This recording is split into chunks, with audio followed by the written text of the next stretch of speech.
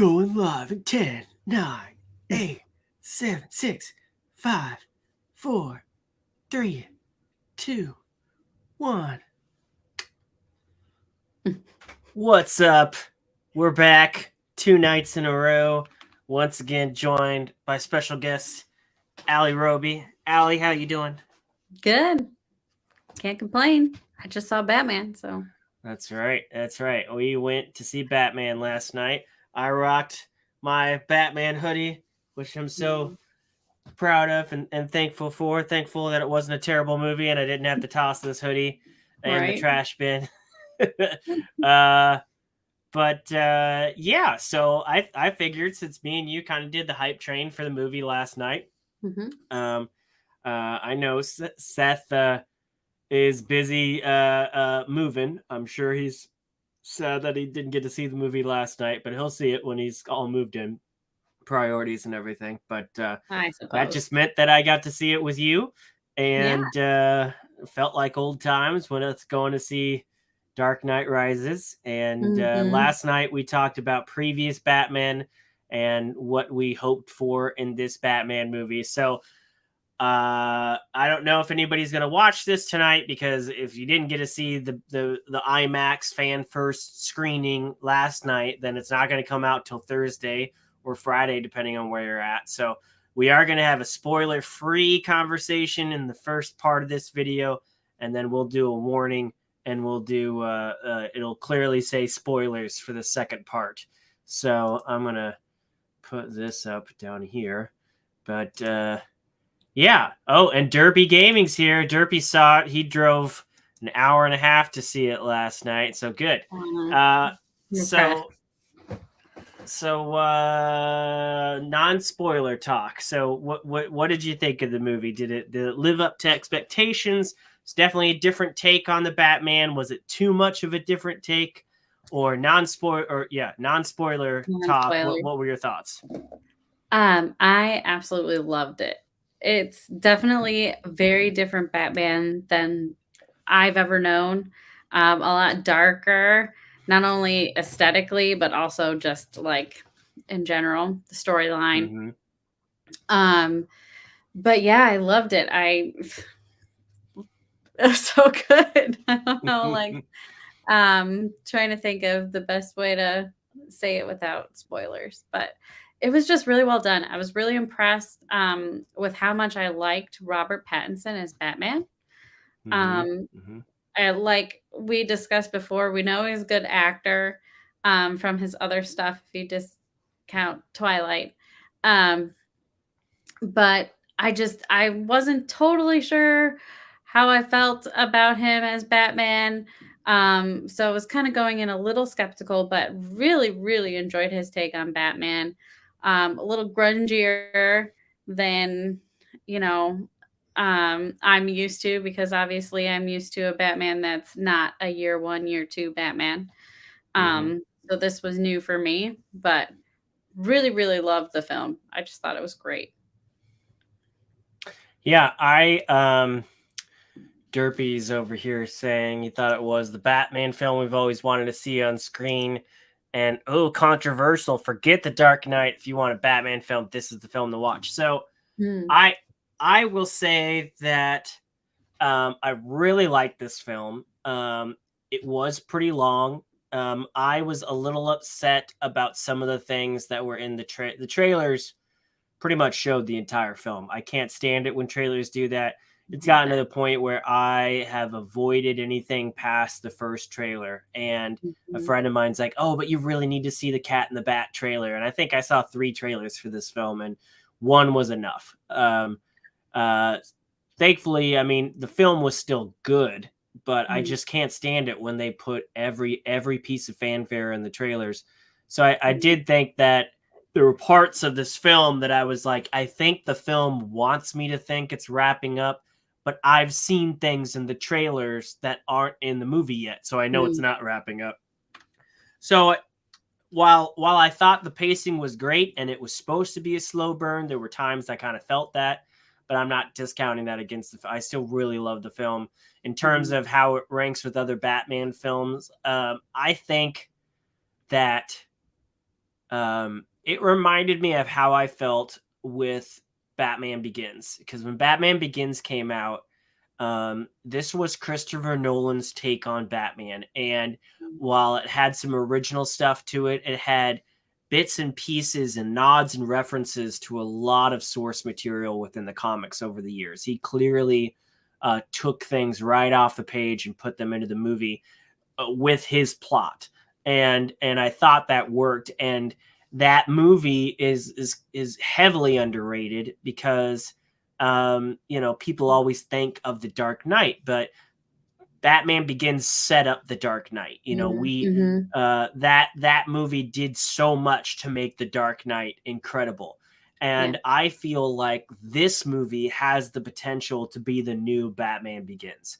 Mm. I personally don't agree with Derpy. I don't think this supersedes the Dark Knight. I think the Dark Knight's plot, while not as dark, was better. I think it was a little more tight and precise and everything, and had a little more scope in certain terms.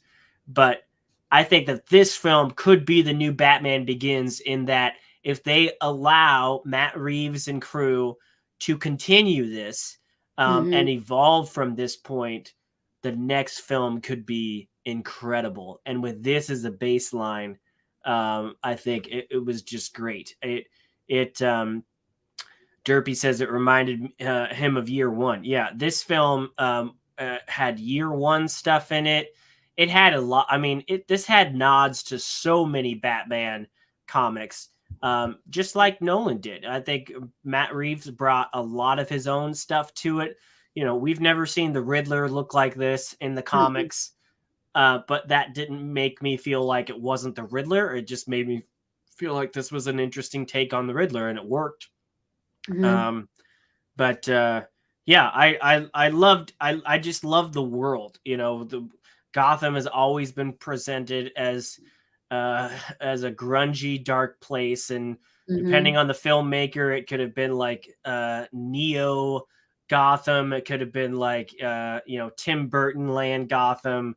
Mm-hmm. There's a lot of interpretations of Gotham, but Matt Reeves's Gotham was just like, it felt like this was the same city that Seven was in. Was it whenever Yeah. Seven was? I can't remember. It was just like a hellhole, Yeah. and Batman's living within it. Mm-hmm. Yeah, I totally agree. I think that they really do have the potential to create another great movie off of this, if Mm-hmm. they let them continue to have creative reign. I feel like, because Mm-hmm. as long as they're not like trying to stick, this is the Batman that worked, or these are the things about Batman that work, so you have to put them in the film type stuff. Mm-hmm. Um, because I felt like this was such a different take on Batman. For me, we talked about last time how I always loved the Joker, or not the Joker. Why do I always want to say the Joker? The Riddler. Mm-hmm. Um, I always loved the Riddler. With Jim Carrey's take. Obviously it was supposed to be really campy compared, to a lot of the newer Batman's Mm-hmm. villains, but this Riddler was so dark. Um, and I really enjoyed seeing such a difference um, between, what I knew and this one. This character really worked for, I feel like, the aesthetic and the grunge and the, hellhole type, like, just like you were saying, that they were Mm-hmm. going for with this movie. So yeah, there was some Seven vibes in it. There was a lot of different vibes from dark films that we've seen that just worked really well in this. So it was the Riddler's character was really interesting. Um and yeah, I just thought it was really well done. Yeah, Derpy's saying it's a combination of Year One, Long Halloween, and Year Zero. There's definitely a lot of Long Halloween nods to this. Part of me really liked that. Part of me was kind of sad by that. Long Halloween is one of the best um, Batman stories of all time. Tim Sale and Jeff Loeb created that, and it's about a year's worth of killings and Batman trying to figure out who the killer is. And it starts on Halloween and ends on Halloween. And this film had a lot of that plot going on. It wasn't a year's worth of killings, but at one point I was like, wait, are they actually doing the long Halloween, just a slightly different take on it? And it wasn't. But it kind of made me sad that they took enough from it that it would kind of feel like a recycled plot if they did it again. But this was a Batman detective story. He was more detective in this, and we'll get into a little more spoilers because I can't talk very much about this without getting into spoilers. But you know, they've been telling us for the last year that this film is going to be more of a detective story, and it really was. There was it was Batman hunting down a serial killer, trying to figure out who a killer was, and it was, you know, it delivered on that front. It brought a lot more to the table. Catwoman's story in this was really interesting. We'll get into that a little more. Colin Farrell as the Penguin was just enough for me to want more, and it definitely felt like they were setting him up to be more, you know. What'd you think about so we talked about the Riddler versus Riddler. What'd you think about like Catwoman versus Catwoman, or versus previous versions? This is like, again, a new take on Catwoman for me. I really liked this kind of like more rough and tough Catwoman, not like the more sophisticated background character that I have known in the past.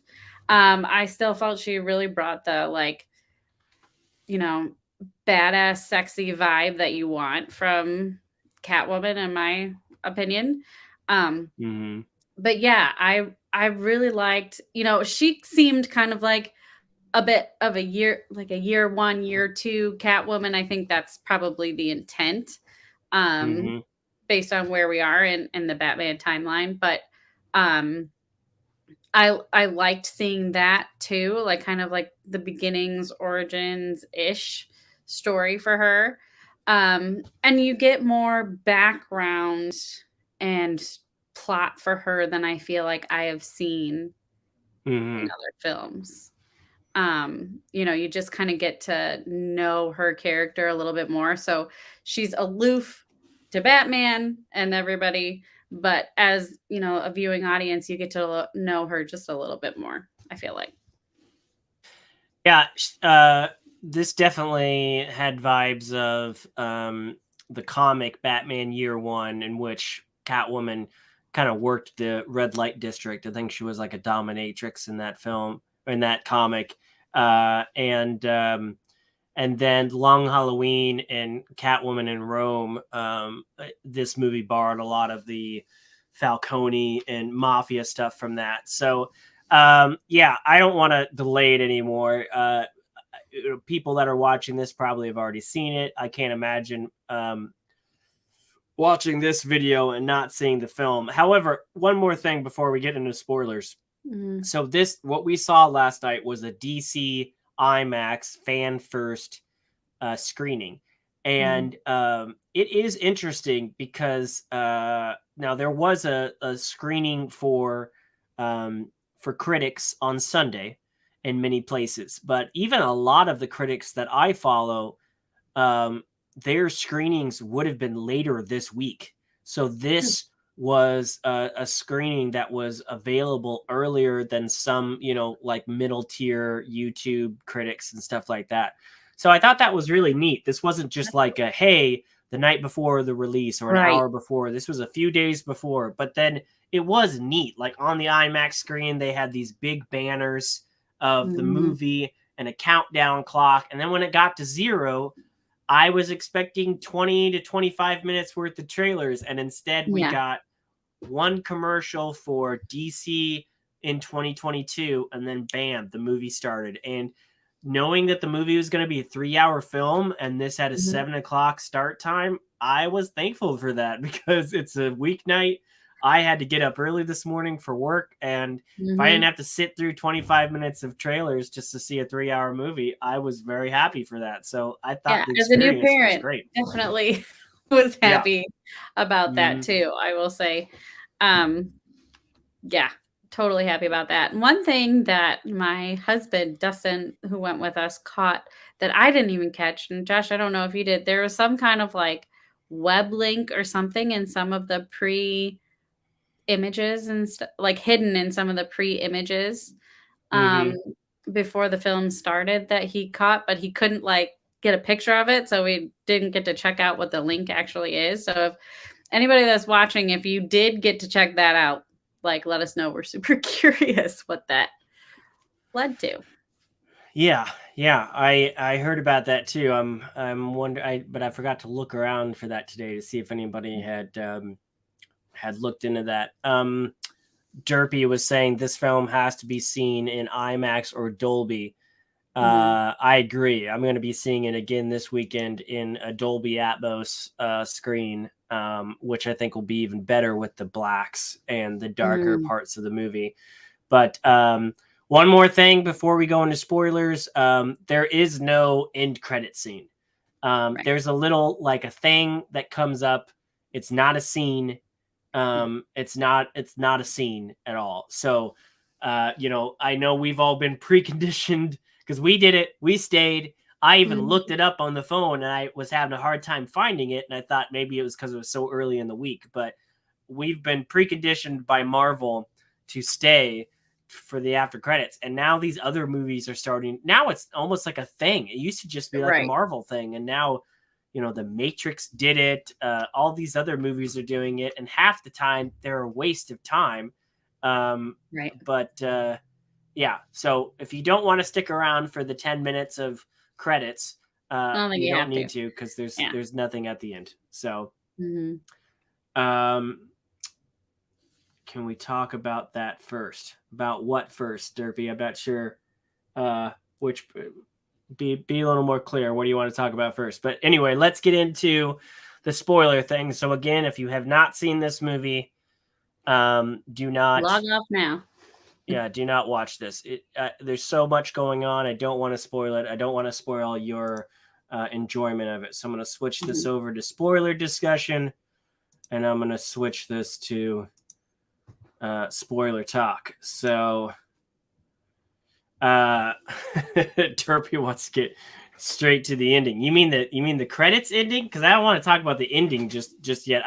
In fact, I want to talk about the first 10 minutes of the film, the first 8 minutes of the film. Or actually, I want to talk about the second scene of this film. There is this montage of criminals in Gotham in the beginning of this film, committing everything from, robbery to, spray painting to bombing a bank to all these different things. And the montage is just them committing the crime, looking up to see the Batman sign in the sky, and then looking to the nearest shadow and just staring at it for a moment. And you, as the audience, are just waiting with them for the Batman to come out of that. Like, and I was just like, this is so effective. It was. I loved it. I just love that moment. Yeah.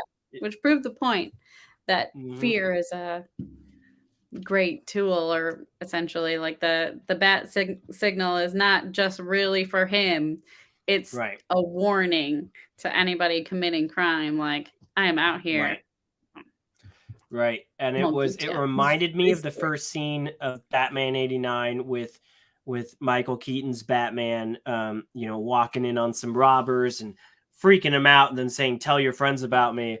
But this was just so much more well done, because, it's not just the Riddlers and the Jokers and the Mr. Freezes of Gotham that anybody know the significance of that. It's everybody, down to the graffiti guys doing graffiti are like, "Oh shit, is he gonna walk out from behind me? And maybe I should stop this." And then they do.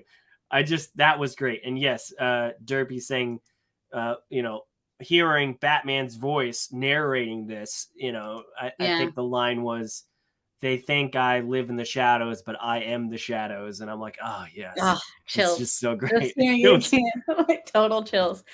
Yeah, that was and a great when entrance. when we first see him come on screen, he's coming out of one of those shadows, and just the sound. I think we mentioned this last night. There's the sound of like his boots as it like and there's nothing but shadow and the sound of boots, like something is there. And, oh, it was just glorious. I just like the first glimpse of him was awesome. And they used this aesthetic of him in shadow in a lot of fight scenes, like a lot of his big scenes. They really played on that aesthetic of him in shadow, which was Yeah. cool. It gave off a lot of I mentioned this last night. I'll try not to jump too far ahead, but just like some of these fight scenes, and we can talk about them more in detail, like really gave me the vibes of the Darth Vader scene in Rogue One. That everyone was like, "Wah!" Or the Luke scene in The Mandalorian a little bit. Just like that, flashes, and you're just seeing him in flashes, but it's so awesome and like so badass that you're just like, yes, keep doing it. And they did. So, And they did. Yeah. but they switched it up enough that it wasn't like you're watching the same fight scene over and over. But I really liked how they carried that kind of shadow piece throughout the film. Yeah. I liked, so when we saw those scenes, this movie just dives right into it. Like, it made me think of that first teaser for this film that dropped at DC Fandom 2 years ago, and we see the scene of Gordon walking down the hallway through the cops, and we see the I'm Vengeance beat up scene, and how cool those moments were. They're the beginning of this film. Right. When they said that they'd barely done any filming at that point, they must have been filming in fairly chronological order, because that's what they had. And to see those as some of the first scenes in this film, I was like, wow, all right, so what else are we going to see? If that's how Right. this film is starting. Because I do want to mention how, Spider-Man had the same problem. People were tired of seeing Uncle Ben die. And when they introduced Spider-Man into the MCU, we didn't get a Uncle Ben scene. And we kind of learned later why, and I'm not going to spoil it because you haven't seen Spider-Man No Way Home, so Derpy, Thanks don't for not spoil it either. spoiling. But we kind of understand why they chose to do that, and it made sense. But they don't have a death of the Wayne scene in this film, and I think that's something that people have always criticized. How many times do we have to see the pearls, and how many times do we have to see the death? And I haven't always been so harsh on it because I know it's such a big part of his life and it's always part of the narrative.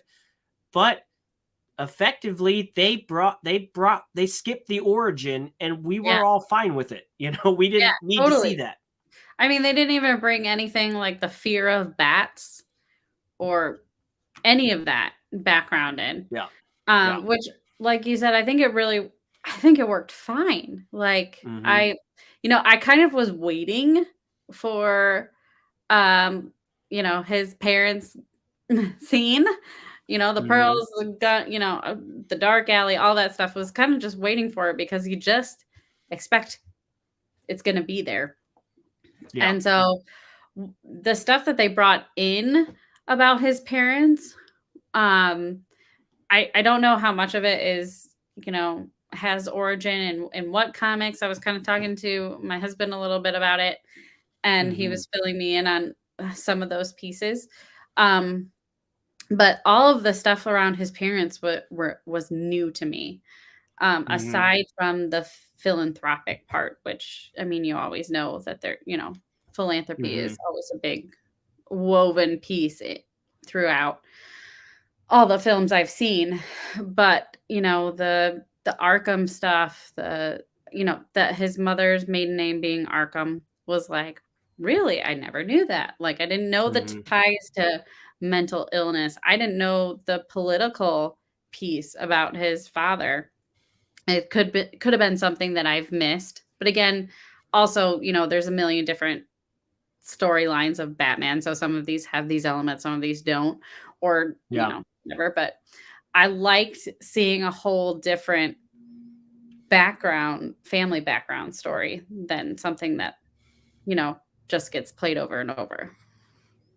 Yeah, I agree. The Martha's mental illness was interesting that they highlighted that. There is a comic called Flashpoint in which the Yeah, Flash we goes into discussed an that. alternate universe. Is that what? Yeah, because Yeah, her mental illness brings her to the point of becoming the Joker the Joker, when yeah. Bruce is killed. Yeah, so Yeah, yeah, my husband mentioned that last night, when we were in the car. I was like, "Dude, talk about a messed up storyline." Like, oh yeah, I it was. never heard that. Yeah. And I don't So know how common it is, like, to say that her last name was Arkham, like oh, her it's not. maiden name. It's Not not? very Is that common. Yeah. pretty? Yeah. I thought that was I don't think that was interesting. original for this film, but it's not something that's brought up very That's much. So yeah, much. Mhm. Yeah. I did I thought like that that a was lot. really interesting. So let's talk about Robert Pattinson just a little bit. So Okay. in his version of Bruce and Batman, first of all, Bruce Wayne is barely in this film. I mean, Yeah. this is a This is Batman film. There was yes. a point. There's a scene where he does play Bruce, but there's a point like right before that scene happened. I was like, "Holy crap! We've spent the majority of this film In Batman as mode. Batman." Yeah. And Alfred's coming around saying, "Hey, you've got to be, you're losing your money. Yeah, You we got need to you be to Bruce sometimes." show up. And But yeah. I mean, I Alfred wasn't in this film very much either. he wasn't. Way No, less but than I expected. I think that's Off setting my it up. envelope. I think we had talked about how the trailers were looking like My Chemical Romance Mhm. Bruce, and it did feel that way. I mean, Yeah. this didn't feel at all like the Christopher Nolan Bruce Wayne. Mm. Even when he's walking around the house in a black t-shirt and sweats, Grunge. he does not care. And it's not because Yeah. he's a goth kid, it's because he doesn't care. And Yeah. it it rang true. Like I could just imagine a rich kid who is just lost everything, doesn't care. He says it at one point. He's turned into a nocturnal creature. Mhm. He's a recluse. People know him to be a recluse. It just made sense that he's not living it up during the Yeah. day. He doesn't Mhm. care. He doesn't dress up at home. He's not in fancy pajamas. Right. But it did again, just like I said, with Batman Begins setting up the Dark Knight. I Mhm. feel like this was setting up. If we get a second film, it's Alfred being like, "Okay, we need to work on We your need to Bruce Wayne work on thing." this, yeah, Bruce Wayne persona. And I think Yeah. with Alfred not being in it as much, actually really worked for, like, Bruce Wayne and, like, Robert Pattinson's Batman in terms of, Mhm. like, his relationship with Alfred up until this point is kind of standoffish. Oh yeah. And, in this phase of life, and his grunge and his whatever. And so I think actually the absence of Alfred in so much of this film really worked well with the storyline for how, what happens later on in the film and kind of Mhm. bringing in that relationship, like you said, setting it up for more, moving forward. Yeah, I think if there is a sequel to this, their relationship will be A expanded big, upon. We'll get yeah. more Bruce, and there's a reason. We'll get to that towards the end. Why Right. there's more Batman than Bruce in this, and why I Mhm. think that'll change going forward. But I want to talk about some of the people that are on the top of this screen. So Paul Dano plays the Riddler, and this is a fan art that somebody put together when he was early announced as him in Glasses like brothers. he's wearing a Riddler type, suit Okay. and everything. Yeah. And somebody was like, "Oh, I could see this. This was an early fan art of what he could look like," and that is not at all what he looked like in the No. film. His introduction is him stalking a politician and brutally killing him, and Yeah. then having this almost like pseudo sexual scene of him like Yeah. mounting him and And like pulling out the pulling duct the tape from his duct tape. waist. Yeah. I was I like, thought he was whoa. grabbing something else there for a I second, did too, actually. and then taping him up, and I'm like, okay. And he has these mannerisms, and Mhm. so his Riddler is so different, but at the same time, the his methodical behaviors, his ambition felt like it was true to the character, just a different take. And Mhm. especially how he gets his followers through, the dark web, like a Yeah. version of a social media that isn't very popular, just like finding Mhm. followers on a dark net type site and Mhm. accruing funds through that, recommendations, and then making plans through that rang Mhm. very true to today. And I Modern day, thought, yeah, for sure. yeah, I thought that Almost to was a an point it's a interesting little modern creepy. take. Oh, it Yes. was definitely creepy. It was Yeah, definitely definitely. creepy. Yeah. But yeah, what did you think on his take as the Riddler? I think he played it so well for what this character how they wrote this character. Um, I mean, the mannerisms he brought, the little things to the character, like you said, just I mean, even in that opening scene where like how he opens the duct tape, like all those things that they nuances that he brought to the character were so good and made Hmm. like really sold the character for me. Um like when you first see I mean, like they get you creeped out by him like right away. Like initially when we're seeing the scene where they're going to introduce him and they're looking through windows and stalking this politician. I'm thinking like Batman's on a like scouting for like a bad guy is how Hmm. I'm watching it. And then like you just all of a sudden he's in the room with that guy. Like Oh, that was creepy. Yeah. it was so creepy. He's just standing right there in the like shadowy part of the room just watching Hmm. everything that's happening. And it's so Hmm. creepy. And so like your first introduction is just like they throw you into it with his Yeah. character. And then he does such a good job selling it throughout the film. So, and I feel like I've seen him, and we were talking about this a little bit last night in other like creepy guy roles. Hmm. Um, Or just villainous roles. Yeah. yeah, villainous roles, however you wanna yeah.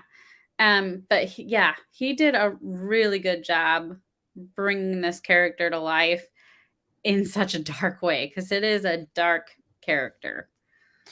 Yeah. Um, Well, I have 7 and Saw on the yeah, bottom here because for a I reason. mean, for there's several things in this film. Everything from his apartment had 7 vibes. It felt Totally. like it was ripped from that movie when they Mhm, found the killer's apartment. Some of the traps and how he kills people in this film was very mhm, reminiscent of Saw. I mean, it mhm, really Saw was just kind of a modern take on 7. It wasn't a modern take on 7, but it was very influenced by 7. mm, Both of them involved serial killers torturing somebody, punishing them for their sins, right. uh, and that was very much this film. I mean, we keep on saying dark, and I get that is like, okay, stop saying dark. That's a thing that everybody says, but it Yeah, it, it works in that yes, Batman has always been dark and heavy and everything, but we haven't seen like even the Joker was more theatrical than just straight mm, up serial killing, and this was more like yes, there was some theatrics to it, but this was more like it felt like Batman was trying to find a serial killer, not a Mhm. clown or Right. not Not a, a insert here. right. It Not somebody that's like, "Here, I'm gonna leave you a bunch of riddles just to leave riddles." Like, no, it was mhm. like, he is trying to catch a killer that's trying to, you know, play with him is what it seems like. Right. No, up until, later on we can get to that if we do. But Yeah. um yeah, I agree. I And yes, using the word dark a lot, but like it really fits this film. There like every element of this film is dark, whether it's the aesthetics, the city, the storyline, however you want to say it. mhm. Mhm. It's dark and it works really well.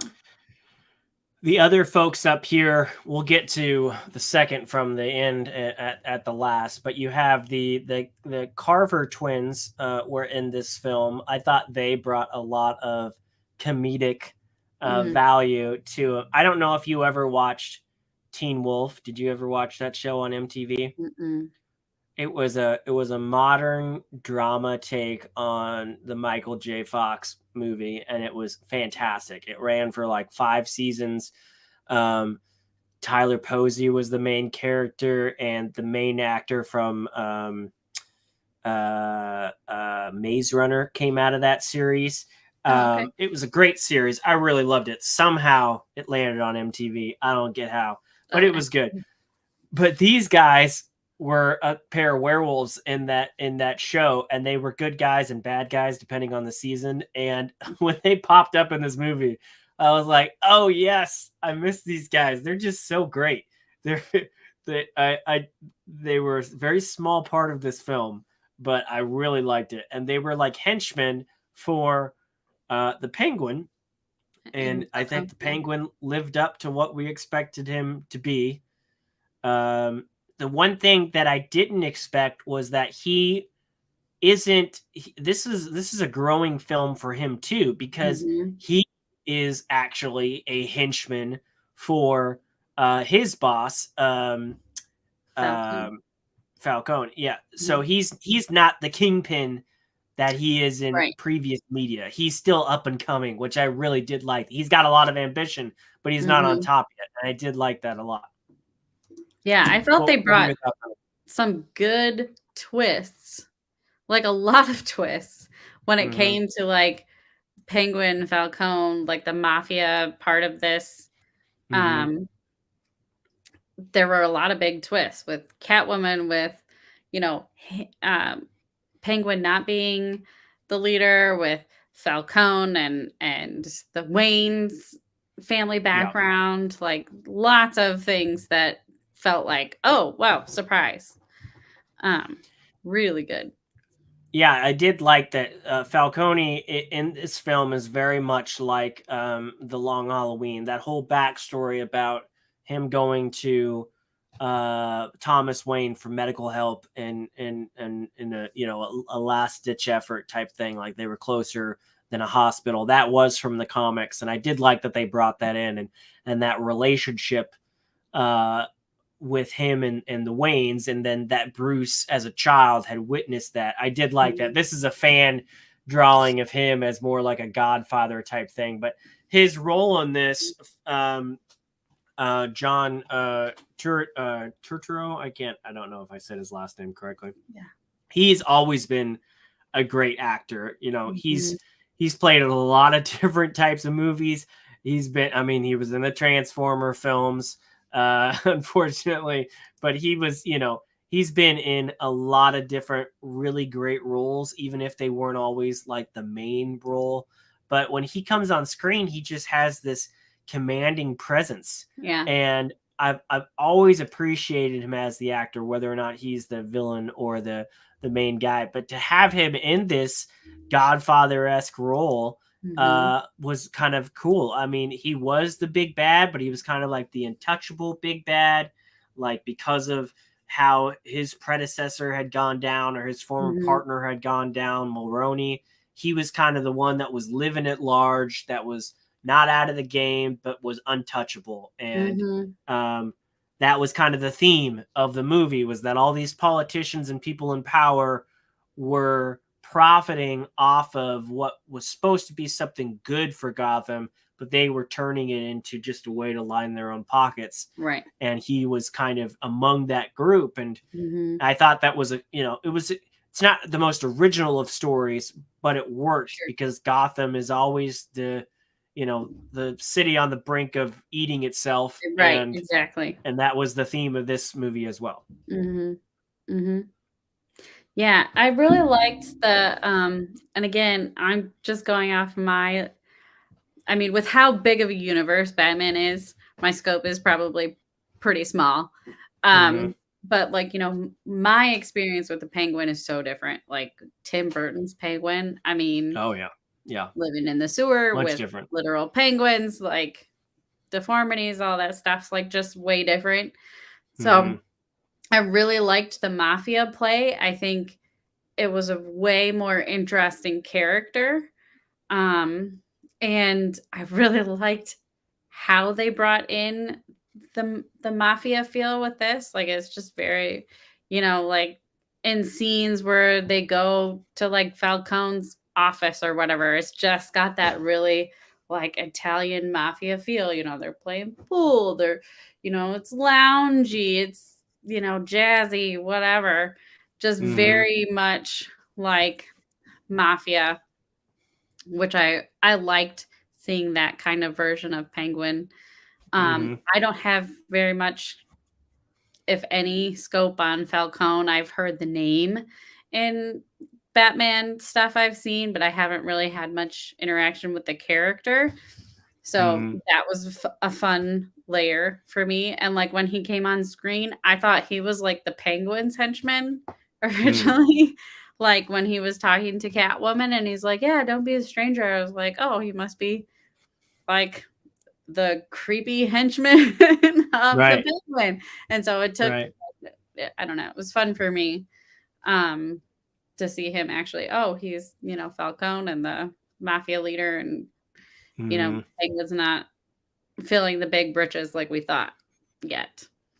But he's definitely on the road to that. Yes. And I did like that Penguin was kind of running this club, in the Mhm. comics and in the animated series. He has the uh, what is it, the Iceberg Lounge or something like that. He's ran clubs before as kind of like the mafia guy that works out of the club.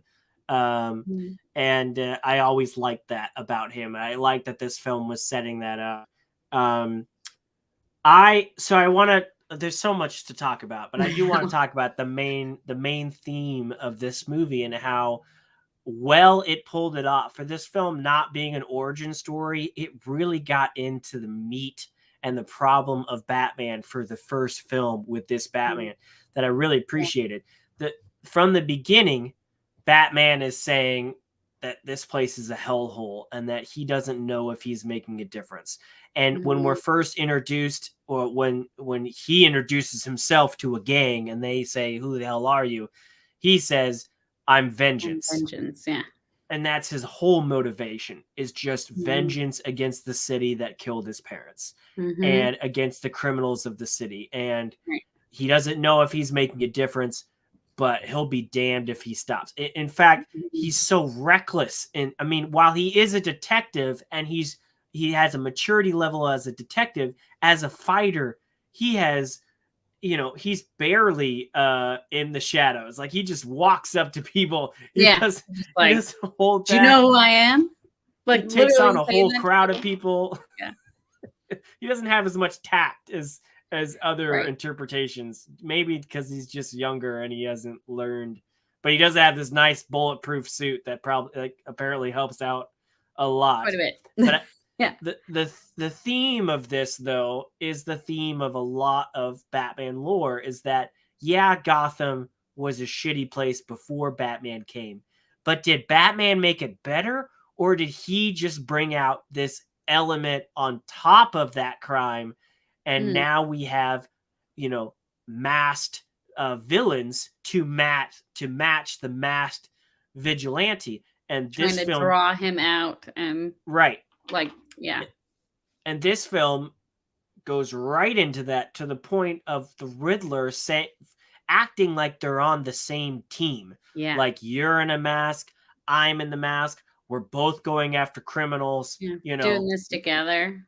Like, Yeah, I love that element that he was basically saying, Batman, you I exist because of you, and right. that has always You been a inspired Batman me. theme. Yeah, Yeah. I love that angle. Yeah, it was like I wasn't expecting it. Like the whole time you think that he is taunting Batman Mhm, and like, letting him know bit by bit, I know who you are. I know your identity. I'm gonna, this whole thing is like, the other part of it is you're lying about who you are, and I'm gonna let the world know. Like this whole movie. And mhm, until like he visits him in Arkham and he's like, "Yeah, we did this together. Like you and I, we almost got them all, but we did good." And it's like, "What? That was not the mhm, spin that I saw them taking at all." mhm, But like you said, I mean, if you look back at his most notorious villains, at least from the ones that I know, like a lot of them are inspired, so to speak, to do what they do because they want to catch the Batman or draw him mhm. out or, you know, get him one way or the other. And yeah, it's a really interesting angle to look at it. Yeah, and I did like that scene where the Riddler is literally saying Bruce Wayne, and we saw that in the trailers. And even I, at that point in the trailers, was like, oh wow, the first movie we already have a villain that knows who he is. And then that scene just turns when he's like, we almost got Bruce Wayne, but Yeah. we got everybody else, you and me, And you're and like, I whoa. I like that a lot. But I just like how the Riddler was like, no, we did this together. And then he was like heartbroken Yeah. Like when the horrified. Batman was like, no, I'm not like you. And the Mhm, Batman is very much like him, and whether or not he wants to admit it himself. mhm. But the Riddler was just so like distraught at he Yes. thought he had this bond that Batman would realize once he Mhm. told him, and that was just shattered for him in that moment. And I really like that. Yeah. Likewise, Catwoman looks to Batman as an equal and saying, we gotta eat the rich, we gotta fight the rich, Mhm. not knowing that he is, Yeah. he's among the top of the top, and Right. that's kind of another one of his conflicts when he's talking to people like this. Mhm. Yeah. What did you think about Gordon and Batman's relationship? Well, you could tell it was new-ish. I feel like for I mean, I guess I don't know the year 1 story. Hmm. So, like for me, it was like, okay, they have a relationship, but nobody else is on board with Batman at all. So it was still felt really new. But I kind Hmm. of think I would have liked to see how that connection started.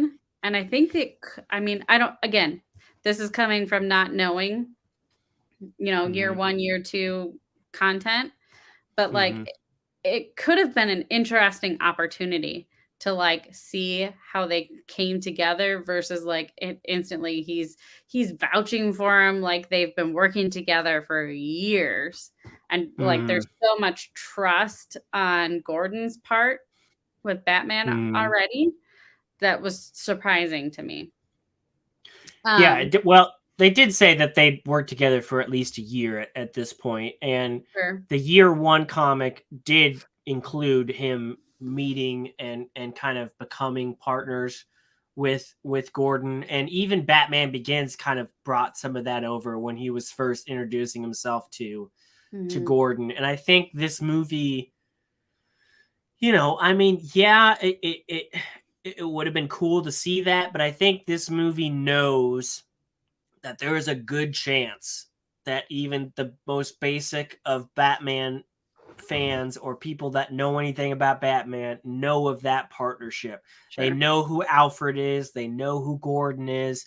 And Sure. this movie, it did feel like, you know, we're going to let the lore and things like that from previous films bleed over to this. And instead of taking up runtime to focus Right. on that, we're going to jump forward a year and just get into it. Because, yeah, I mean, we could have had a whole prequel film just leading up to this year, but it was more focused on that year 2, not the origins. And I did really like that.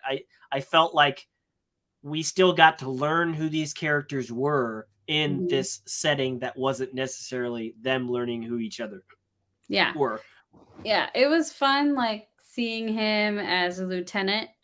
I like, again, I have seen, where the police force isn't, sold on Batman before, but, like, it was so like, such a big part of this movie. It was like anytime Batman and another cop was on scene, it was like, "What is he doing here?" Like, you're breaking, chain of, not chain of Command command, and um chain of evidence. evidence, yes, thank you. Yeah. And, he's not, like, but at the same time, like him getting into fist fights with, like, waking up in the, uh, room that's just all cops all over him, like, and then he's, like, fighting people off and like, he was that's trying to just take on that whole room of cops there for a second. right, Like, and they're, calm all down. armed. I Calm don't know down, what the Batman. thought process was there. Yeah. But so that was fun, and it was cool to see, like, the evolution through, because obviously it wasn't a huge plot point really in the scheme of things, but it was cool to see, like, the connections being made of trust with some of the cops, not many at first. With Batman coming on the scene, like, by the end when they're in, um, the apartment, and there's the one guy, they're the one cop that's on duty, like, watching the crime scene, and Batman just waltzes in. He's like, "What are you doing here?" Then Batman just, like, looks at him like, "Duh." And he's like, "All right," essentially. But he was one of the more aggressive cops in the beginning of the film against Right, him. Yeah. exactly. So the Yeah. evolution of that was interesting, to Mhm. see. But yeah, I really liked the Gordon Batman. I mean, like, I don't know, just them going off and like, we're gonna take them down, and like, you're not supposed to see this, but I'm gonna show you, and like him kind of hiding Batman into helping him solve this. Mhm. Yeah, it was good. I really enjoyed that element too. I did too. Batman's relationship with the police of Gotham has always been a theme that's played around with in the comics a lot. Gordon has his team that he eventually builds up to kind of trust Batman, but many of the other cops can't stand Batman just Like because they resent, blame yeah, him for everything that's going on. There's a whole series just called Gotham Gotham Police or Gotham PD or something like that. That's just what Gotham is like from the police points of view. And every once in a while you'll see Batman, but it's really about like how shitty it is to be a cop in Gotham and how they blame him just as much as they blame the bad guys. sure. So I did like that element. I love their back and forth. Them kind of tailing the bad guys to a drug house. That Yeah, was really cool. I liked that. And then which that led up to scene, one of my favorite scenes. yes, which we haven't talked about at all, the Batmobile, Oh, when coming off of things like the Tumblr and the Nolan series, which was great, and the excellent Snyder Batmobiles, which we've right. seen a couple of really cool scenes with. When this Batmobile turns on in the dark, we've seen it. We've seen pictures of this Batmobile before, I but just hadn't, to so hear it it was all turn new to on, me. it looked and sounded amazing. I Yes. love that scene so much. It I'm was great. pretty sure the second that the engine roared and the headlights came on, I did a little bit of so Oh yeah. excited. Like, it Mhm. was so awesome. And not, I mean, because I've always had an affinity for muscle cars anyway, Mhm. like classic muscle cars. So seeing it combined as the Batmobile, and that Mhm. chase scene that followed, and yeah, I was all about that Batmobile. It was so cool and so Even before the chase, like everybody stops shooting and just looks at the at car, the and car, then like, Batman just jolts it forward just a bit, and and everybody's like, Penguin just "What?" goes with the car. It was Yeah, and great. they're like, It was so "And great. exit." Yeah. It was Um, awesome. it was cool. It was definitely a different style of chase scene because it really was more of a car chase scene instead of Mhm. a tank versus other, Right, it was, you didn't get this gigantic guns on the Batmobile, taking out vans and stuff like that. right. It was but he was taking out like cinder block tubes and stuff like that. It was Mhm. a it was a crazy Oh, crazy so awesome good. scene. I loved it. Sorry to derail that, but No, that was, it was leading into that. mhm, Couple other things we haven't talked about. Catwoman, Selena Kyle's Catwoman.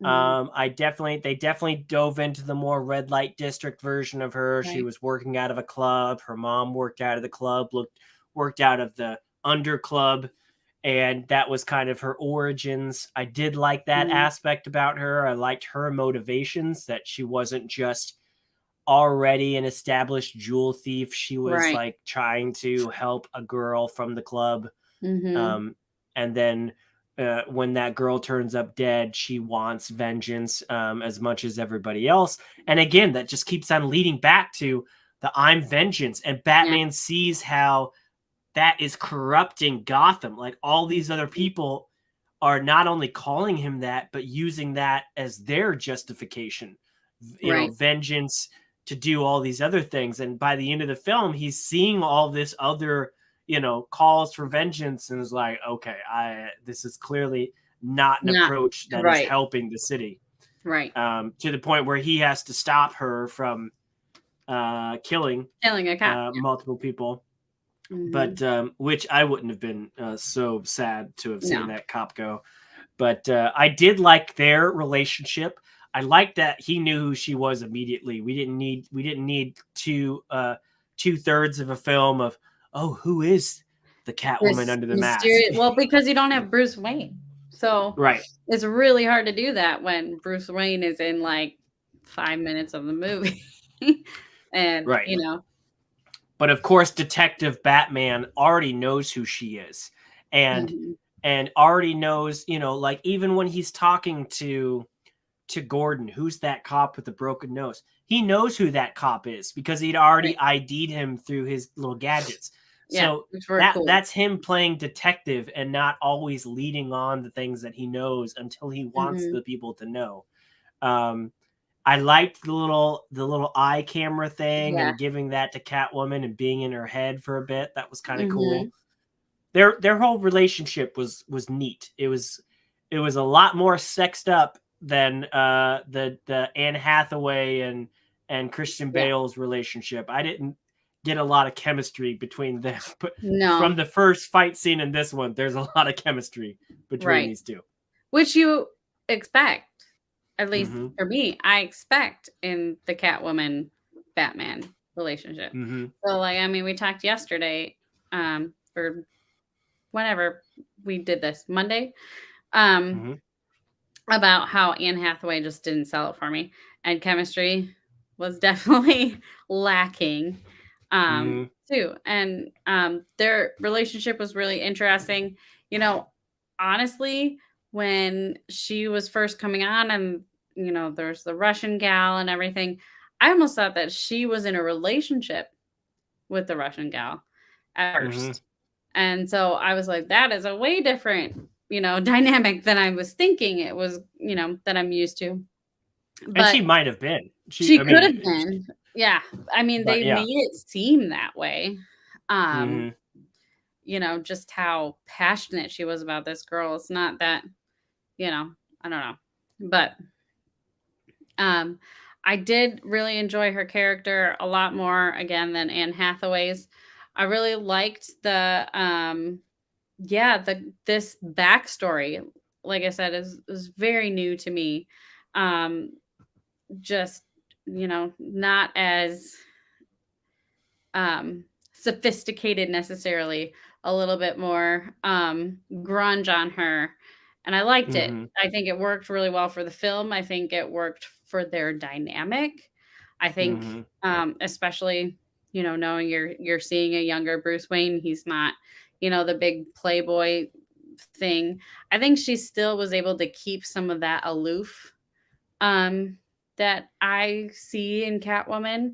Mm-hmm. Even though, it wasn't like the whole like who is she type thing happening. I still feel like she was able to keep some of that like air about her character Yeah. in the film. But I did like how she really had no idea who he was because she Right. talked to him on. I mean, she knew he was a white guy. So Right. when she talked about white privilege, it was almost like, okay, but he is a white guy. But Right. whenever she was talking to him about these rich aristocrats and everything and how they're playing the system, she really did not think for a second that he was one of them. Yeah. And he Totally is. thought He on her is on her definitely. level. Hmm. Because I mean, despite the gadgets and everything, it just doesn't make sense that a rich guy would care enough Right. to be the Batman, in her world, in her mindset. She just can't I imagine a person of that status bringing themselves to down here. Right. And I But really like that she really had no idea. yeah, I agree. I like that element too. I mean, but if you think about it, like this Bruce Wayne, like has basically mostly renounced that side of him, Hmm. Hmm. So like I can understand where that, there's no way he could be in that world because he's not in his mind, not in any source of where he's at right now. He's so far detached from that. Like, he Hmm. says it several times, like, I don't care. Like, Right. I don't care if I don't, none of that is me or mine or whatever. He's so far out of there. So Hmm. I mean, really, if you look at it, he's not the rich Bruce Wayne at this point in time. He's not Yeah, really he's, using but his, you know. I can see that developing for the sequel though, because not Mhm. only a matter of, hey, you need to be Bruce Wayne in order to make Bruce Wayne money. Like if you want to Right. keep doing this, you're not going to have Bruce Wayne money for that much longer. That was definitely kind of the thing that Alfred was trying to tell him. But Mhm. also you had like the politicians saying, hey, your parents had a legacy of philanthropy, and I don't see any of that coming from you, and I would like to. So I Mhm. think, and I think just his realization at the end of the film that he's inspiring worst criminals by this vengeance mantra of his, and Mhm. maybe he needs to try a different angle. It doesn't necessarily mean he gives up the cape and the cowl, but maybe Right. he needs to try working in the day a little bit more. And so I see that with maybe developing in the second film. One of the things we haven't talked about yet is this guy, the second from the end here. He is the guy that's in the cell next to the Riddler at the end of the film. And we don't get a very clean shot of his face, but it looks like his face is messed up a bit, and it looks like the hair Mhm. is messed up a bit, Like and he's got a Mohawk. laugh. And Not a great there's a laugh, but he's chance. got a laugh. I didn't really care for the laugh either, but there's a theory out there that he was cast as the Joker. Mhm. I don't know if I don't know. They would have to do a lot more than that to sell me on him as the Joker, but it didn't feel like the end of Batman Begins when Gordon gives Batman the Joker card, and you're like, Mhm. yes, that's number It's two. I coming. didn't feel Right.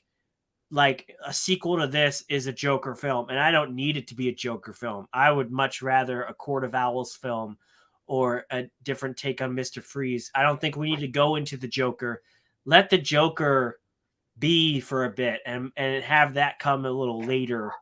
I feel like Matt Reeves brought us such a fresh take on Seven on Riddler. I'd love to see his take some other villains before we get the clown Prince of Crime.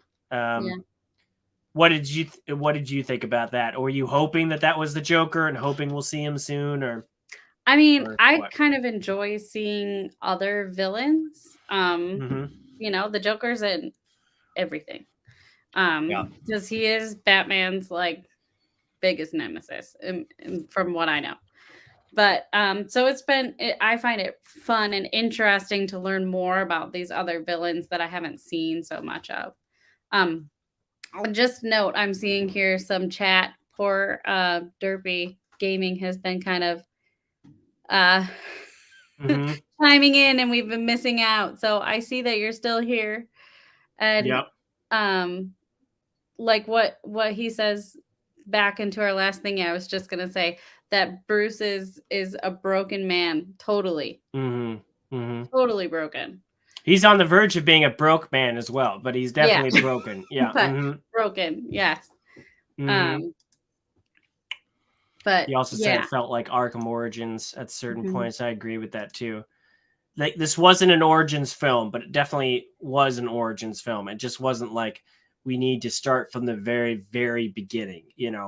I think there's a lot of room for Batman to mature from this point, and it was kind of a learning lesson for him. Like, he might have been showing off his detective skills, Mhm. but man, I mean, he's not boss. He wasn't boss mode in this. He No. was taking on like groups of villains, and while he was holding his own, it wasn't necessarily the smartest move. And he Mhm. had people telling him like, "Come on, man, don't you know?"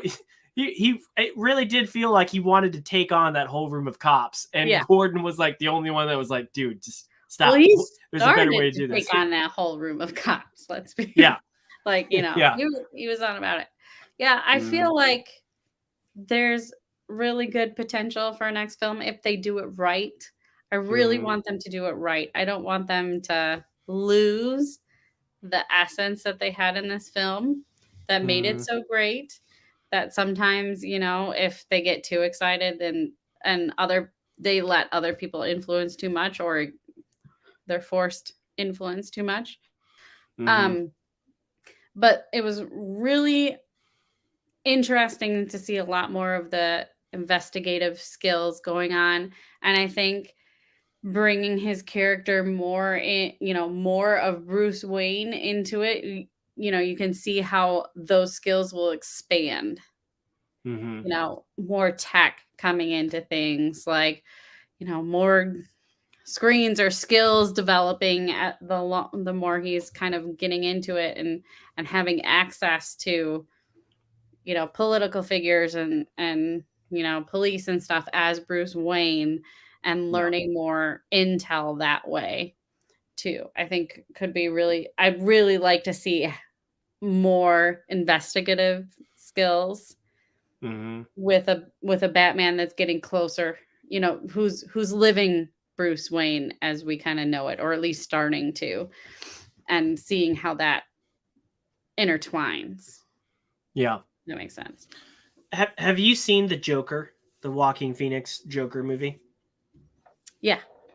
Okay. So at the end of this film, the Riddler is captured. Mhm. However, his followers, he has a plan where his followers take up the mantle as planned, take up his literal mask, his apparel, and plan to kill the new mayor and as many other people as they can. And Mhm. that was a very intense scene, just from just the thought of these gunmen. And again, not to throw in real world politics, but it felt very much reminiscence Right. of some of these Political climate we've been militia in the last.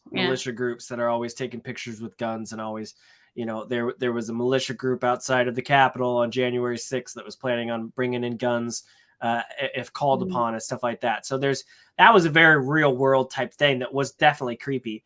And there was other scenes before then when Bruce is driving to the funeral and seeing people dressed up as the Riddler with the Mhm. Riddler signs.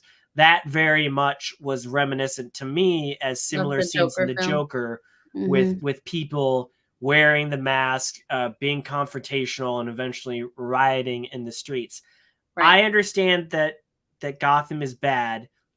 I would say we don't need every villain to inspire the public to be their Inspire followers. riots and Right. public involvement. Yeah. No, I would Like agree with that. it didn't turn out to be the whole city like it did at the end of the Joker. It turned out to just be, a handful of gunmen, but there were those scenes where there were just general people in the public Yeah. that were dressed up like that. And so, like, Say I don't no, need. no more lies and stuff like that. Right. There's plenty of just, the mafia doesn't represent the people. There's plenty Right. of criminals in Batman's rogue gallery that don't rely on the people to be aligned with him. And I did like how that was an aspect of the Joker's whole thing in The Dark Knight, where he thought he was going to be able to corrupt. He was able to corrupt a couple people, but he literally thought that one boat was going to blow up the other boat, and that was like his goal. And he was disappointed when he wasn't able to make that happen. Like, the people Right. rose above that, which was expected of them. So Mhm. whatever the next villain is, I don't need them to be another inspire the people type villain. Right. Um, I will yeah, say if I am disappointed at all in anything in this film, which there's very little, it would probably be that aspect. I could have done without that piece. Honestly, I think there could have been, I don't know what, but there could have been another way that they, I don't know, finished out his story hmm, um in the film personally. I don't know. I just feel it lost a little bit for me with that. It was still really an awesome film. Still loved it. There's a lot of things that they were able to do with Batman's character through that part of the storyline. So we could have, I don't know. I just think there could have been I don't know, a more interesting way maybe to yeah. bring that I don't know.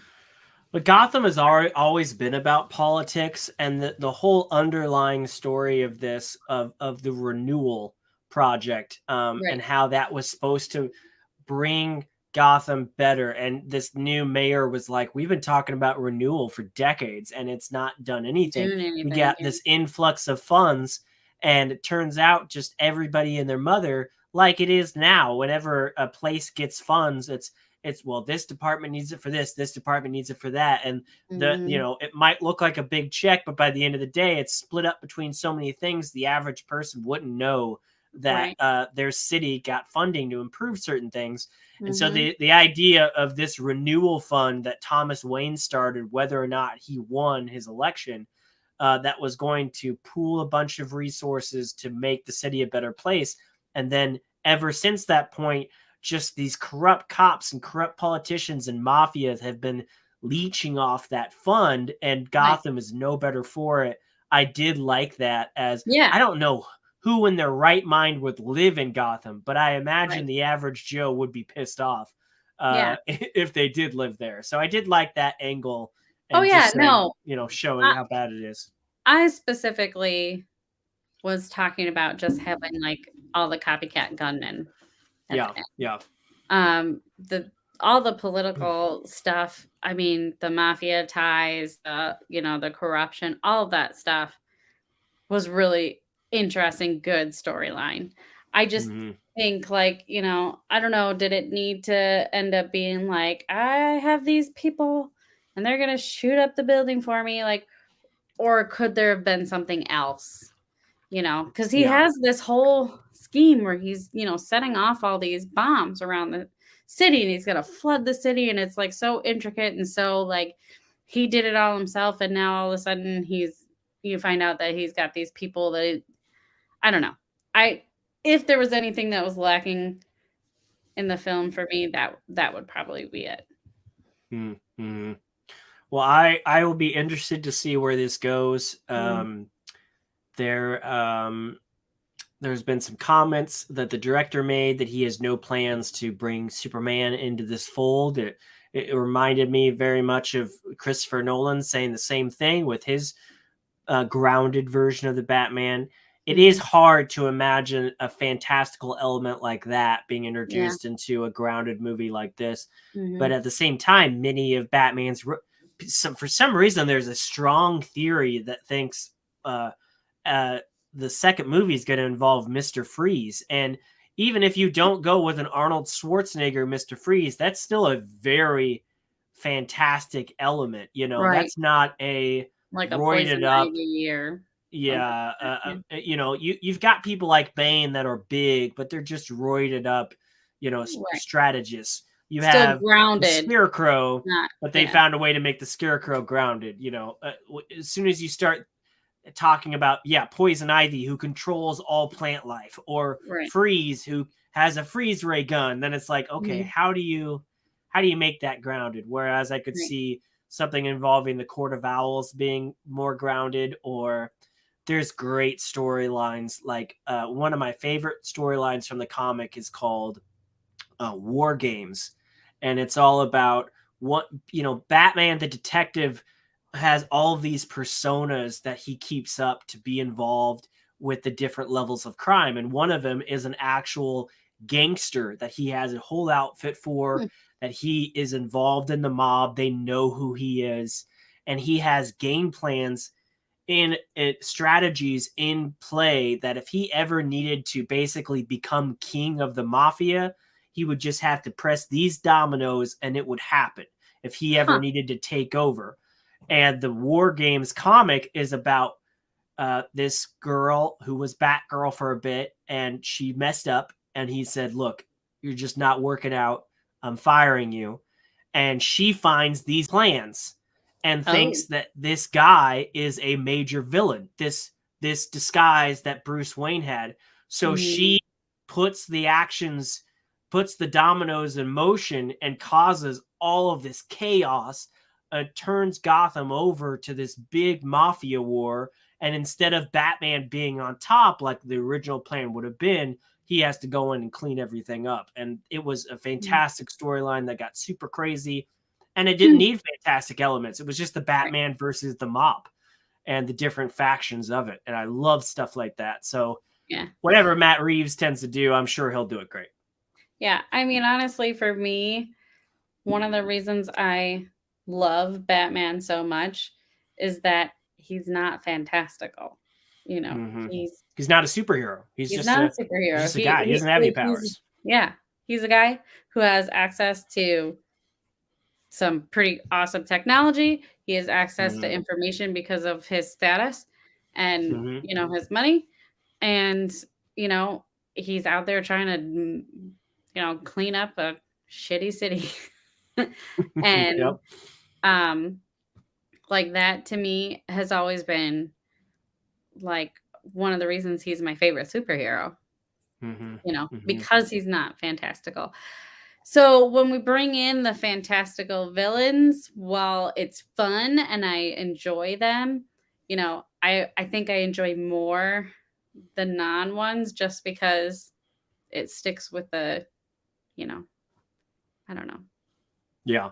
Yeah. Then again, Matt Reeves made Planet of the Apes movies seem realistic. So Yeah, if that's there's true. anyone that could do it, It perhaps would he be knows a him. way that could do it. So unless Derpy Gaming has anything more to say, I will just say that I loved last night.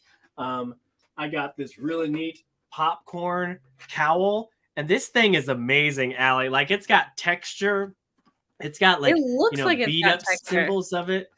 I'll never put popcorn in this thing, but the top Oh, opens good. up and it's got our tickets in there, and you're supposed to put popcorn in. Like, it's definitely plastic, but like it looks like it's got, you know, It looks like it's it's got leather. rivets from the Yeah. sewing, and it's cool. This is a cool thing to have on my shelf. You know, I got the car that they did for Ghostbusters, and that was cheap plastic, and I'm gonna be giving it away for some. This actually feels solid, and I really like it a lot. So Yeah, I'll have that's to check it cool. out next time I'm at your Yeah, place. But nice addition. I just gotta say, Derpy gave me, and we're sorry. We got a little carried away with our conversation, but Yeah, I do appreciate all the stuff you brought in. So yeah. I think we covered everything they said. So I'm yeah, glad. I'm glad Derpy got to see the film. It seems like a lot of other people did.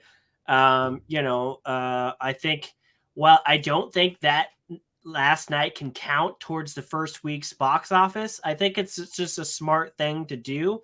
Like, we had to pay a little extra to go. I think it was like Totally worth it. $8 or $10 more than a normal ticket. But it was great. It was great. I loved seeing it early. I loved seeing it on the big screen. I love that we didn't get bogged down with 20 minutes of trailers, and it was just a fun event. So I'm glad we went, and I'm glad you got to come out. This was your first movie in Since the before the theaters. pandemic. Yeah, so Batman brought you out, I guess. Of course. I mean, if anything, and it wasn't a disappointment. It was worth it to you. Totally worth it. That's good. Absolutely. That's good. I'm glad. Well, I hope a lot of other people sign on for this. I know it's going to be a shocker for some. Real quick. I don't give much credence to Rotten Tomatoes at all. But I was looking at some of the reviews today just to see, what the critics are saying.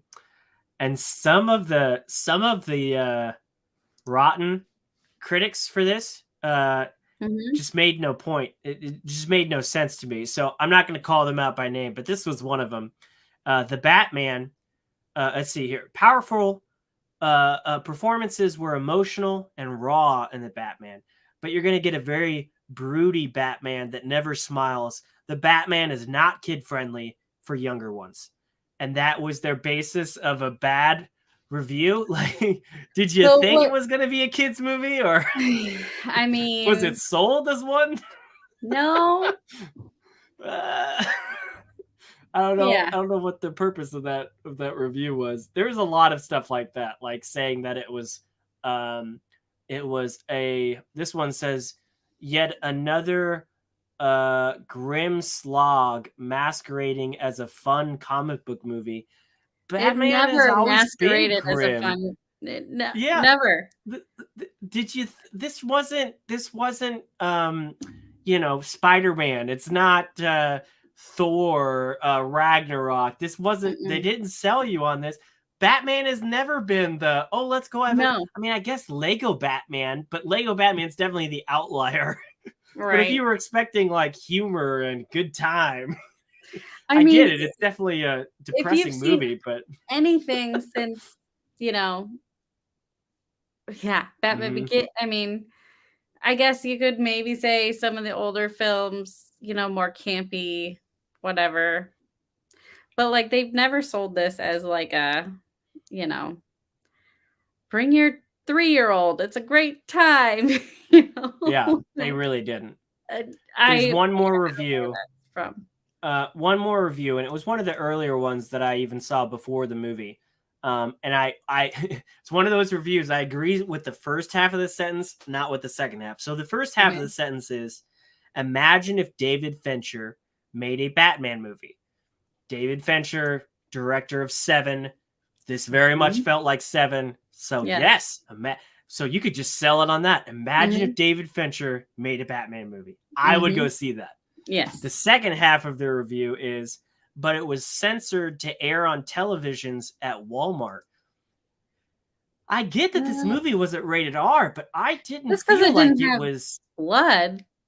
Like, yeah, like it wasn't gory. Doesn't mean it wasn't. It was still pretty graphic. It was. Yeah. I mean, it's being sold as an R-rated movie in other countries because of the violence, right? And just because we didn't see, a guy with a chainsaw going through a bus full of people like in the recent Texas Chainsaw movie, that movie was shit, and it had a lot of blood. Didn't make that movie better. Just because we didn't have blood, a lot, like gallons of it in this film, right? I still didn't think it was watered down or anything. No, I mean, okay, like the murders, like just because you didn't see like a close up of, him getting a guy getting his head bashed in, doesn't mean that he wasn't, and that or getting eaten to death by rats. I didn't need to see that to know what happened. Right, exactly. Like I think it was still graphic without being like graphic in that way,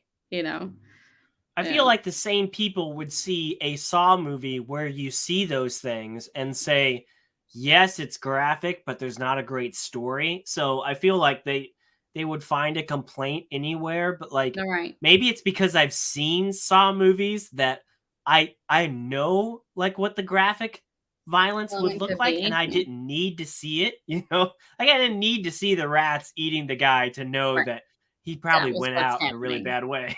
You Right. know? I get that it was kind of a nod to Saw with that trap, and some Right. people might be like, "But I wanted to see the trap happen." Okay, but you know, It eh, doesn't add anything.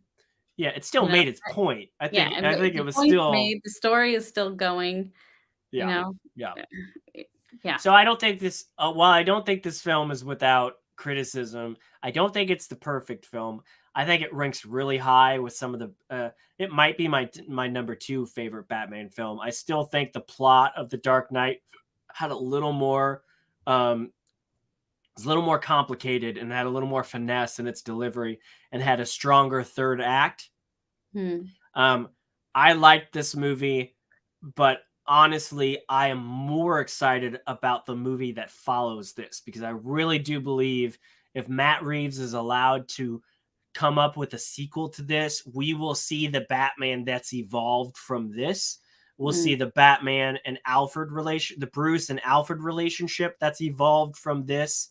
And we'll see the Gotham that's evolved from this. And that Right. is the story that I'm intrigued by. I agree. So, I yeah. hope they let him do it. Me too. Me too. Well, anything else you want to say before we go?